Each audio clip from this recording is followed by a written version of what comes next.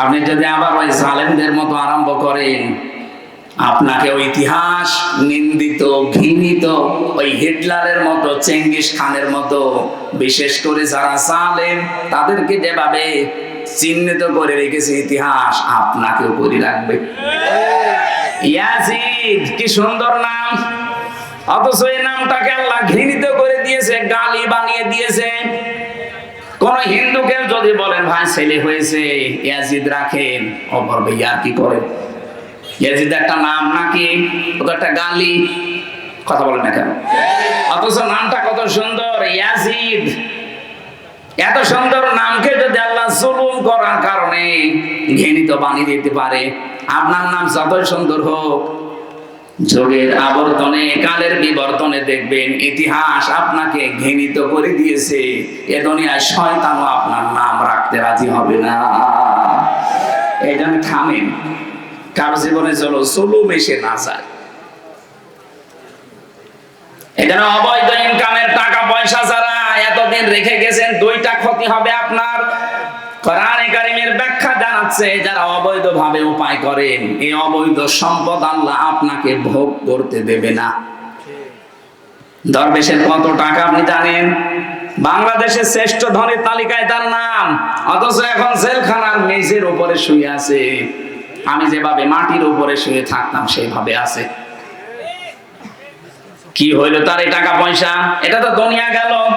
আল্লাহ পাক বলেন সবচাইতে ভয়ঙ্কর কথা, যারা অবৈধ ভাবে দুনিয়া ইনকাম করবে, চর্ম চোখে দেখতে মনে হবে বিশাল কিছুর মালিক হয়ে গেছে, এই মানুষটা মরণের সঙ্গে সঙ্গে ঈমান নসিব হবে না, বেঈমান হয়ে মরবে। এর চাইতে আপনি কি চান? সম্পদগুলো ভোগ করতে পারলেন না, বেঈমান হয়ে মরে গেলেই তো শুরু হবে কবরে। ওই যে মুগুরের বাড়ি, একবার বাড়ি দেওয়ার সঙ্গে সঙ্গে 70 গজ নিচে চলে যাবে, আবার নখ দিয়ে ফেরেশতারা টেনে তুলবে, আবার বাড়ি লাগাবে। কার জন্য কি করে গেলেন আপনি? আপনার ছেলের জন্য, মেয়ের জন্য, বর জন্য, মা বাবার জন্য করেছিলেন নাকি? মনে মনে ভাবতেন যে ঘুষের টাকা 20,000, 50,000, 1 লাখ নিলাম, আমার ছেলে মেয়ে বউ, আমার মা বাবা শান্তিতে থাকতে পারবে। পারবে, কিন্তু একটা বারের জন্য জিজ্ঞাসা করেন, 1 লাখ টাকা ঘুষ খেলে যে গোনাটা হয়েছে, এই পাপটা আপনার ওই মা বাবা নেবে কিনা? না। এমনকি যাদের জন্য সম্পদের পাহাড় তৈরি করে রাখলেন, আমার বাস্তব অভিজ্ঞতা আমি বলছি, এখানে আমরা যত মানুষ আছি, এই যে এই মানুষটা মনে করেন সম্পদের অবৈধ একেবারে বিশাল পাহাড় তৈরি করে মারা গেল, 200 বছর পরে যদি বগুড়াতে ফিরে আসে, তখন তো আর এই মানুষগুলো পাবে না। পাবে না। 200 বছর পরে আমাদের নাতির নাতির নাতি, 3 প্রজন্মের পরে এক লোক আসবে, উনি যদিও সেই সময় এসে বলে এই বাড়ি কিন্তু আমার, ওই বাড়িতে আপনার 3 প্রজন্মের পরে যারা আসবে ঢুকতে দেবে না। আপনি যতই পরিচয় দেন, আমি কিন্তু তোর বাবার বাবার বাবা, বলবে কিসের বাবা? যদি থাকতে চান মসজিদের বারান্দায় গিয়ে থাকেন, এই বাড়িতে আপনাকে ঢুকতেও দেবে না। যদি যেতে না চান জুতা দিয়ে পিটাবে, এটাই বাস্তবতা। আর পুরা কোরআন শরীফের সামারাইজ এইটা। আমি পুরা কোরআন শরীফে আমি তাফসীরের উপরে অনার্স মাস্টার্স করেছি, আমি দেখেছি আল্লাহ এইটাই বোঝাতে চেয়েছেন, অমাল হায়াতুদ দুনিয়া ইল্লা মাতাউল গুরুর। ও হামসা, দুনিয়ার জীবনটা কিন্তু ধোঁকা। দুনিয়ার জীবন কি ধোঁকা। তোমার মা বাবা ভালোবাসে ঠিক আছে, একটু কিছু করে দেখো ওই মা বাবার ভালোবাসা হারিয়ে যাবে। তোমার স্ত্রী ভালোবাসে ঠিক আছে, সন্তানাদি তোমারে ভালোবাসে, একটু উল্টা পাল্টা কিছু করে দেখো, ভালোবাসা সব পালাবে। পৃথিবীর জমিনটায় ধোঁকা। যার জন্য যা করছেন, বৈধটা না হয়ে অবৈধ হলে ওরাই আপনার বিপক্ষে কিয়ামতে জাহান্নামে দেওয়ার জন্য ব্যস্ত হয়ে পড়বে। ডাক দিয়ে বলবে, ওয়াল্লাযীনা কাফারু রব্বানা আরিনাল্লাযী আযাল্লানা মিনাল জিন্নি ওয়াল ইনস লাহুম কুলুবুন লা ইয়াফকাহুনা বিহা রব্বানা মিনাল্লাযাইনি আযাল্লানা মিনাল জিন্নি ওয়াল ইনস নাজআলুহুমা তাহতা আকদামিনা লিয়াকুনা মিনাল আসফালিন। আল্লাহকে নিজে ডাক দিয়ে বলবে, আল্লাহ এ আমার বাবা, এ আমার বড় ভাই, এ আমার নেতা, এদেরকে আমি দেখিয়ে দিলাম এই মানুষগুলো নিজেদের স্বার্থে আমাদের জন্য বহু কিছু দুনিয়ায় করেছে, ওদেরকে আমরা করতে বলি নাই। দেখিয়ে দিলাম আমাদেরকে যা শাস্তি দিবা শুধু ওদেরকে আমাদের কাছে এনে দাও, তোমার কিছু করা লাগবে না। তাহাতা আকদামিনা, কদমের বহু বচন আকদাম, পা শব্দের বহু বচন, আল্লাহ দুই দ্বিবচন দিয়েছেন, বহু বচন। দুই পায়ের নিচে ওদের মুখের উপরে লাঠি দিয়ে জাহান্নামের একেবারে নিচে নিয়ে ফেলবো। ওই সন্তান বলবে যে সন্তানকে 2 তলা বাড়ি বানাতে গিয়ে আপনি বৈধ অবৈধ দেখেননি, বাবা শাহজালাল সব হালাল। এরকম পাগল দেশে নেই, আছে মানে আমরা যেন পাগলামি আর না করি সামনে। সুতরাং ব্যাখ্যা যখন যেটা করব কোরআনে কারীম দিয়ে, আমার দায়িত্ব হবে জীবিত মানুষদের সামনে এই সঠিক কথাগুলো তুলে ধরা। আর যারা জীবিত মানুষ শুনবে তাদের দায়িত্ব কি? না লিতুবাজ্জিনা লিন্নাস, আল্লাহ পাক বলেন ওয়ালা আল্লাহুম ইয়াতাফাক্কারুন। হে নবী, আপনার সামনে যারা এই কথাগুলো বুঝবে, শুনবে, অনুধাবন করবে, এরা যেন বাড়ি যেয়ে চিন্তা ভাবনা করে। সুতরাং শুধু 1 বছর পরে পরে শুনতে আসবেন আর গরুর মতো জীবন কাটাবেন না, শোনার পরে বাড়ি যেয়ে চিন্তা ভাবনা করেন। তাই তো আমি যদি 200 বছর পরে আবার বগুড়ায় ফিরে আসি, আমার নিজের আপন চন্দ্রায় তো আমার বাড়ি উঠতে দেবে না।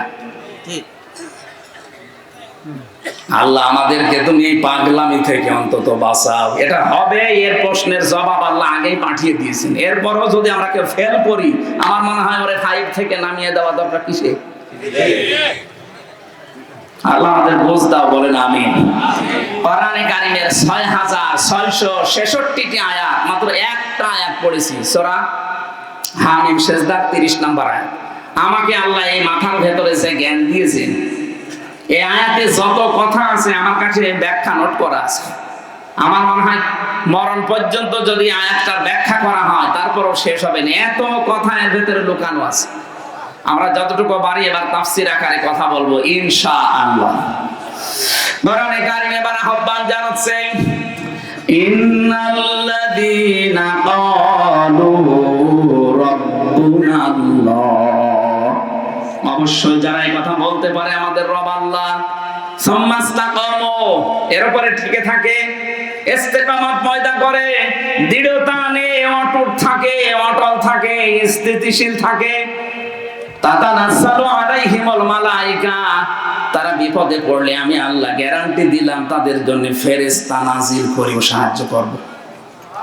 আমি জানি এই কথা শোনার পরে আমাদের 100% বিশ্বাস অনেকেরই নেই।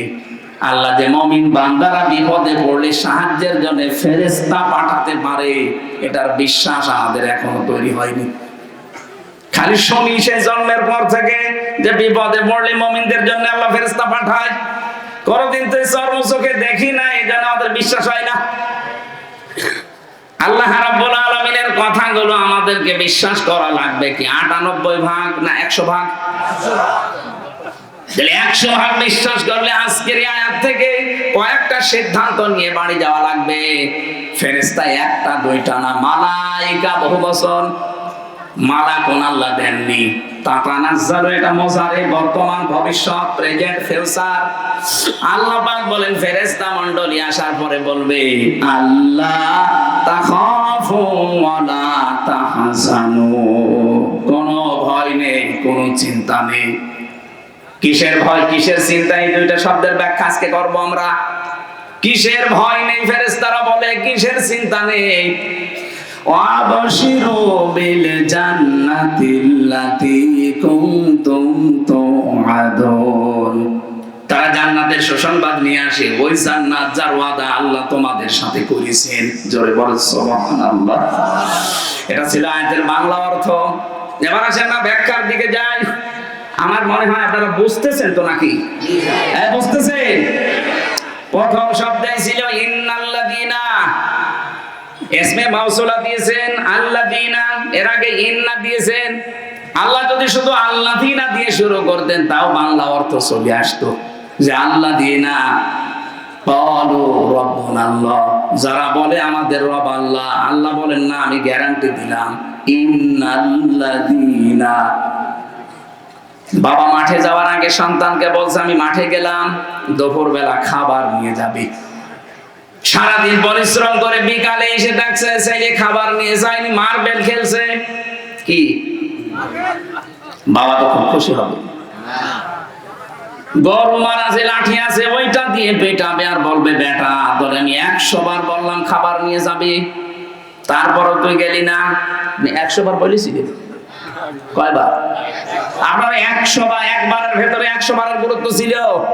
আল্লাহ কোন শব্দকে 100 বার বলার ইরাদা যদি করেন, অতবার না বলে একবারে আয়াতের আগে শব্দের আগে ইন্না লাগিয়ে দেন। এখানে আল্লাহ শব্দ শুরুই করেছেন ইন্না দিয়ে। ইন্নাল্লাযীনা ক্বালু রাব্বুনাল্লাহ, নিশ্চয় যারা, অবশ্যই যারা এই কথা বলতে পারে আমার রব আল্লাহ। আমার রব বলে না রব্বুনাল্লাহ, আমাদের সবার রব আল্লাহ, এই কথা যারা গ্যারান্টি দিতে পারবে, সুম্মাস্তাকামু, আর এর উপরে টিকে থাকতে পারবে। এটা যে বাস্তবে কত কঠিন আমি ছেড়ে যাওয়ার পরে কিছুটা আঁচ পেয়েছি। মীর কাশেম আলীর নাম শুনেছেন, আমি নামটা ধরলাম এই কারণে আমি উদ্বুদ্ধ করতে চাই। আল্লাহকে যারা রব বলার পরে টিকে থাকতে পারে, তাতানাজ্জালু আলাইহিমুল মালায়েকা, আল্লাহ যে ফেরেশতা পাঠায় তাদের কাছে, এটা বাস্তব। ওনার মাত্র 3 ঘন্টা পরে ফাঁসি। ওনার যে দায়িত্বে ছিলেন কারারক্ষী কুতুব ভাই, আমার ওই দিন দায়িত্বে ছিলেন, আমাকে এসে বলছে ভাই শহীদ মীর কাশেম আলী, আমি যখন নামাজের ভেতরে এই তেলাওয়াত করছিলাম এশার নামাজে, ইন্নাল্লাযীনা ক্বালু রাব্বুনাল্লাহ, নামাজ শেষ হওয়ার পরে উনি আমার সামনে দাঁড়িয়ে আমার বলছে হামজা ভাই যে আয়াতটা পড়লেন, এই আয়াতটা যে কত বাস্তব এটা আমি নিজে চোখে দেখেছি শহীদ মীর কাশেম আলীর জীবনে। লোকটার মাত্র 3 ঘন্টা পরে ফাঁসি।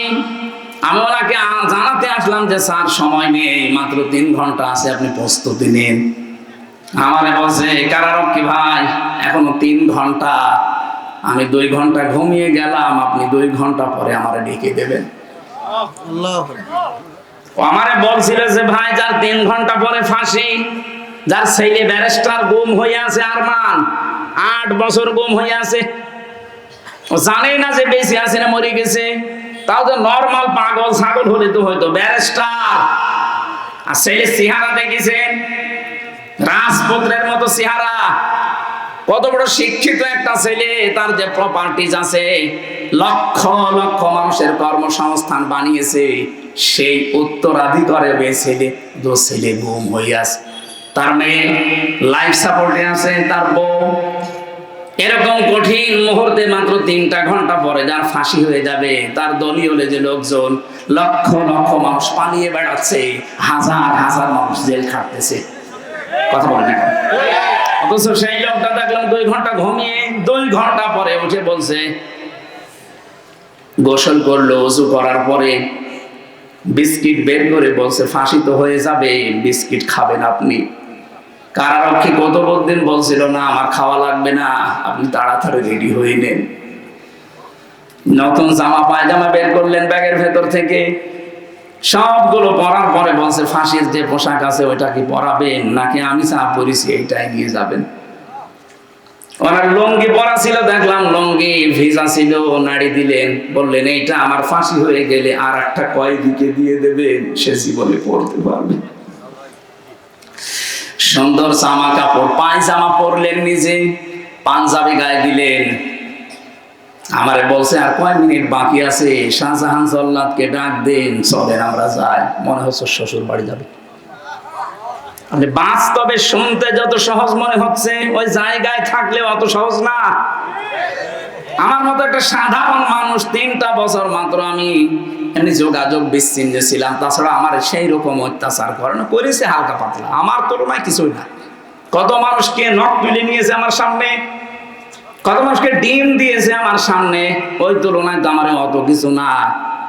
তারপরও আমি শুধু জেলখানায় বসে ওই 24 ঘন্টা সেলের ভেতরে বসে থাকতাম, তাই আমার ঘুম আসে না, ঘুমের বড়ি খাওয়া লাগে। অথচ তার 3 ঘন্টা পরে ফাঁসি, ওই লোকটা 2 ঘন্টা আরামে ঘুমাচ্ছে।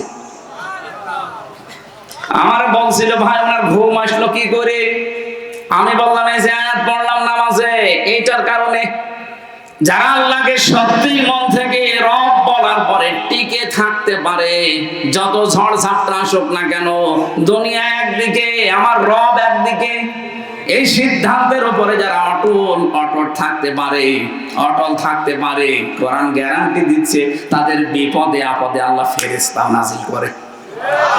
অবশ্যই ফেরেশতা তার কাছে এসেছিল, মাস্ক নিয়ে এসেছিল, নয়তো এই 2 ঘন্টা তার ঘুম আসার কথা না। কারণ আমি নিজে সাক্ষী, ঘুমের বড়ি সিটাক্সিন খেয়ে, কষিয়াম খেয়ে আমার ঘুম আসে না। খালি আমার ওই ছোট মেয়েটার চিন্তা হয়তো কি করছে সে, অথচ তার নিজের ছেলে গুম হয়ে গেছে। আমার মেয়ে তো মাটির সাথে কথা বলার সময় 7 মাস রেখে এসেছিলাম, ও তো মরে গেলেও অসুবিধা নেই, আর একটা মেয়ে হবে। আর তার ছেলে ব্যারিস্টার পাশ করেছে, সে গুম হয়ে আছে। তার কাছে প্রতিনিয়ত সংবাদ আসতো আপনার ছেলে গুম, আপনার স্ত্রী লাইফ সাপোর্টে পড়ে আছে, বাঁচতেও পারে নাও বাঁচতে পারে। এই কঠিন পরিস্থিতিতে আপনি বলেন তো, ফেরেশতা যদি তার কাছে এসে পরের এই 2টা শব্দ না শোনাবে, আল্লাহ তাখাফু ওয়া লা তাহজানু, 1 নম্বরে বলেছে ভয় পাবেন না, চিন্তা করবেন না। কিসের ভয় পাচ্ছেন? ফাঁসি। ওই যে জান্নাতের সিঁড়ি দেখা যাচ্ছে, এখান থেকে শুধু এই জামানা বাদ দিয়ে আর একটা জগতে যাবেন, ওই সিঁড়ি দিয়ে আপনি জান্নাতে প্রবেশ করবেন। 2 নম্বরে ওয়ালা তাহজানু, চিন্তা করবেন না। কিসের চিন্তা? হয়তো আপনার চিন্তা আসতে পারে, আমি যদি এখন মারা যাই, ফাঁসি হয়ে যায়, আমার ছেলেটা তো গুম হয়ে আছে, আমার পরিবার কে দেখবেন, আমার এত বড় বড় ব্যবসা, আপনার কয় টাকা আছে? মীর কাসেম আলী বাংলাদেশে 5 জন ধনী থাকলে এরকম অবস্থায় ছিল একজন, লক্ষ লক্ষ মানুষকে কর্মসংস্থান তৈরি করে দিয়েছে। কোন পর্যায়ে ছিল বলেন তো সেই লোকটা?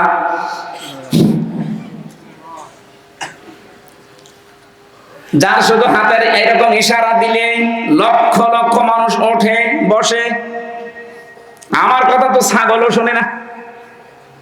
মুরগি যে বলা হয় মুরগি ধান খাস না, মুরগি আরো চড়ে চড়ে খায়। আর তার কি ক্ষমতা আল্লাহ দিয়েছিলেন, পাওয়ার দিয়েছিলেন সারা বাংলাদেশে না সারা পৃথিবীতে, মুসলিম বিশ্বে তার একটা নাম ছিল আলাদা। আমি কতগুলো মুসলমান দেশ ঘুরে আসলাম, এই দেশে কয়েকজনকে অনেকেই চেনে, তার ভেতরে মীর কাসেম আলী একজন। বহু মানুষের কর্মসংস্থান বানিয়েছে, তাও জায়েজ ভাবে, হারাম ভাবে না। এই মানুষটাকে ফেরেশতারা হয়তো এই কথা বলেছিল, আমি তাফসিরে পড়েছি, এইভাবেই লেখা আছে। ফেরেশতারা বলে চিন্তা করবেন না, আপনার দলীয় লোকজন পালিয়ে বেড়াচ্ছে, জেলখানায় আছে, আপনার স্ত্রী অসুস্থ, ছেলে গুম হয়ে আছে, ব্যবসা প্রতিষ্ঠানগুলো সব সরকার হাতছাড়া করে নিচ্ছে, কোনো চিন্তা নেই, ভয় নেই, এগুলোর সব দায়িত্ব আল্লাহ নিজে নেবে। এই কথাটা কানের কাছে যখন ফেরেশতারা বলে, তখন তার ঘুম আসে, তাছাড়া ঘুম আসা সম্ভব না। ফেরেশতারা এসে তার সামনে জান্নাতটা তুলে ধরে, যেমন হযরতে আসিয়ার সামনে জান্নাত তুলে ধরেছিল ফেরেশতারা, তিনি যখন ঈমানের পরীক্ষা দিচ্ছিলেন। ইয ক্বালাত রাব্বি ইবনি লি ইনদাকা বাইতান ফিল জান্নাতি ওয়া নাজ্জিনি মিন ফিরআউনা ওয়া আমালিহি ওয়া নাজ্জিনি মিনাল কওমিজ যালিমিন। সম্মানিত মা বোন যারা এসেছেন, এই আয়াতে আপনাদের 2টা শিক্ষা আছে। মেয়েরা এসেছে, আমার মা বোনেরা, অনেকে মনে করে আমি নামাজ পড়ি, রোজা রাখি, কালো বোরকা পরে বেড়াই, আমি জান্নাতে যাব না, যাবে কে? না। হযরতে আসিয়ার দিকে তাকান, এত বড় কঠিন পরিস্থিতি, তার ঈমানের উপরে টিকে থাকতে গিয়ে তার হাতের ভেতরে পেরেক লাগিয়েছে তার নিজের স্বামী ফেরাউন। তার কপালে পেরেক লাগিয়েছে, পায়ের ভেতরে চালাকা লাগিয়েছে, মাথার উপরে গরম তেল ঢেলে দিয়েছে, চুলগুলো সব উঠে গেছে। কি কঠিন পরিস্থিতি যখন চলছিল, আল্লাহ নিজে ফেরেশতা জিবরাইলকে বলছে জান্নাত তুলে নিয়ে আমার বান্দির সামনে ধরো। হযরতে আসিয়া জান্নাত দেখার পরে ডাক দিয়েছিলেন, হে ফেরেশতা জিবরাইল, জান্নাত আল্লাহ পাঠিয়েছে, আল্লাহকে একটু বলেন উনি যেখানে আছে ওই জায়গায় যেন একটা ঘর আমার জন্য আলাদা বানিয়ে রাখে। ওই ঘরে বসে বসে 24 ঘন্টা আমি আল্লাহকে সব সময় দেখতে চাই। এক নম্বরে তিনি কি ইমানের পরীক্ষায় কি কথা বললেন, দ্বিতীয় নম্বরের কথাটা মেয়েদের জন্য বলার জন্য আমি আয়াতটা পড়লাম। হযরতে আসিয়া বলেছিলেন, রব্বি নাজ্জিনি মিন ফিরাউনা ওয়া আমালিহি ওয়া নাজ্জিনি মিনাল কওমিজ জালিমিন। দুই জায়গায় এক আলিফ করে টান আছে। হযরতে আসিয়া বলেছিলেন, হে আল্লাহ, আমার স্বামী ফেরাউন নিজে জুলুম করছে, লোকজন দিয়ে করাচ্ছে। এই জুলুমের যে বিভৎস অত্যাচার সীমা লঙ্ঘন করে ফেলেছে। আমি জীবিত অবস্থায় আমার শরীরের ভেতরে শলাকা পেরেক, আমার মাথার চুলগুলো সব তুলে ফেলেছে, আমার লজ্জাস্থান ওরা বর্ষা মারবে বলে রেডি হয়ে আছে। এ কঠিন পরিস্থিতি দেখে তুমি যেন রেগে যেও না, তুমি আমাকে বাঁচাও অন্তত এই জুলুম থেকে, আমার স্বামীর অত্যাচার থেকে, আর যাদেরকে দিয়ে অত্যাচার করায় তাদের অত্যাচার থেকে তুমি আমাকে বাঁচাও, কিন্তু তুমি আমার স্বামীর উপরে গজব দিও না।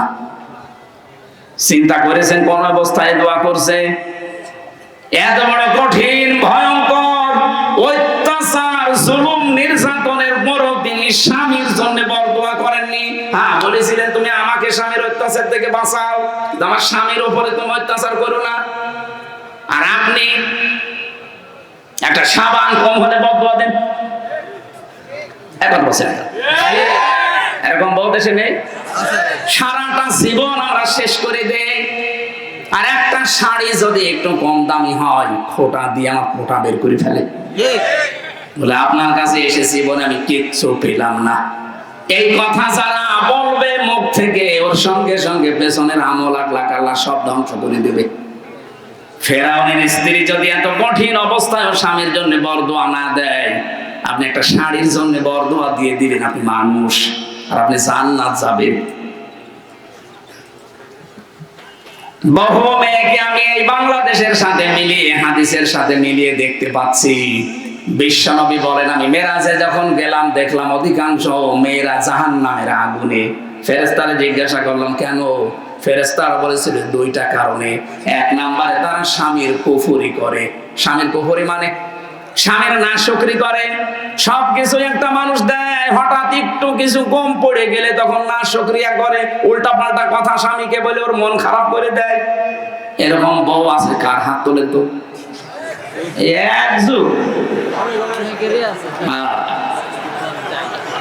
আপনি ক্যামেরার সামনে এসে হাত তুলে দেখান, আপনার বউ দেখো আজকে আপনার ঘরে ঢোকাবো না। আমি হাসির খোরাকি দেইনি। এরকম তো লজ্জা শরম ত্যাগ করে হাত তুলেছে, আর আমরা হাত তুলতে পারছি না তাই, কারণ ক্যামেরা সব আমার দিকে ঘোরানো, আমি তুললে তো আরো ঝামেলা। সম্মানিত মা বোনেরা, না হচ্ছে না। এখানে বহু স্বামী অবস্থায় আছে।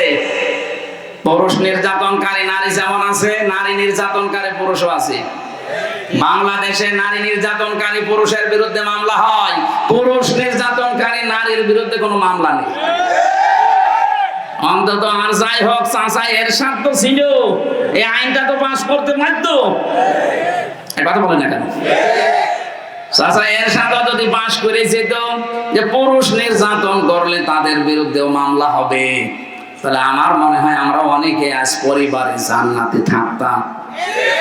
কি যে অবস্থায় আছে আমরা বলতেও পারি না, সইতেও পারি না। অথচ মেয়েরা যদি মনটা একটু উদার করে, পরিবারটা একটা জান্নাত হয়ে যায়। খাদিজাতুল কুবরার জন্য আল্লাহ জান্নাতে আলাদা একটা ঘর বানিয়ে রাখবে। ওই ঘরটা হবে নয়েজ মুক্ত, আওয়াজ মুক্ত। কেন? নবীজি যখন বাইরের কোলাহল পরিবেশ পূর্ণ দেখে আসতেন, বাড়িতে বাইরে দাওয়াতি কাজ করে ঝামেলার শেষ নেই। এক একজনের এক এক কথা, উল্টা পাল্টা কথা শুনে যখন বাড়িতে আসতেন, বাড়িতে প্রবেশ করার সঙ্গে সঙ্গে ঘরটা আওয়াজ মুক্ত করে ফেলতেন, নিস্তব্ধ, একেবারে শান্ত নির্মল করে দিতেন হযরতে খাদিজা স্বামীর জন্য।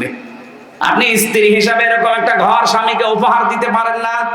যত রোদে পুড়ে বিভিন্ন মানুষের সাথে তর্ক করে, ব্যবসা বাণিজ্য করে, চাকরি বাকরি করে, মাথার ঘাম পায়ে ফেলে বাড়িতে আসতেছে, অন্তত ঘরটা ওর জন্য একটু শান্ত করে রাখে না? বাড়িতে আসলে আপনার শুরু হয় উল্টা পাল্টা কথা। আপনার জন্য জান্নাতে এরকম আলাদা ঘর বানানো দূরের কথা, স্বামীকে যারা এরকম মানসিক কষ্টে রাখেন তার জন্য আল্লাহ জাহান্নামে একটা ঘর বানিয়ে রাখবে। খালি নামাজ পড়ে রোজা করে আর কালো বোরকা পরে মনে করছে আমি আল্লাহর ওলি হয়ে গেছি।